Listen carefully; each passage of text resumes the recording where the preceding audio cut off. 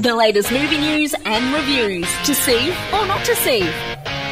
I've just caught a screening of the new release film Battleship, based on the classic Hasbro naval combat game. Battleship is the story of an international fleet of ships who come across an alien armada whilst on a Navy war games exercise. An intense battle ensues over sea, land and air, but what do the aliens, known as the Regents, want? Well, I have a feeling it could be their money back after buying tickets to see this movie. Obviously, being based on a board game didn't exactly give me high hopes, but I did hope to walk out maybe a little bit surprised. Normally I do when I've got low expectations for a movie, and the fact that it had Taylor Kitsch in it in the lead role gave me a glimmer of hope after his great performance in John Carter earlier this year. And anyone who knows me knows I have a soft spot for action movies. They don't have to have the strongest plot or the best acting, but they tend to be my weak spot. However, this movie, it was just downright laughable. At least with Transformers, they tried to take the premise seriously. Here it feels like the writer, director and cast are just taking the piss out of themselves. There's honestly a line where someone says, "Well, we have a battleship." It actually reminded me of a scene in Arrested Development where they work the title into dialogue and the voiceover pops in with, "Hey, that's the name of the show."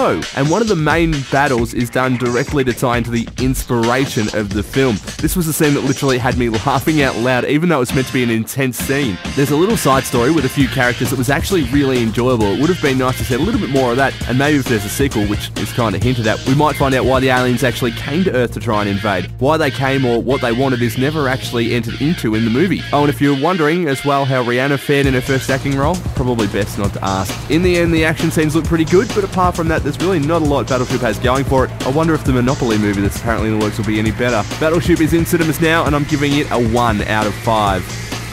Check out more movie reviews online right now. To see or not to see.net.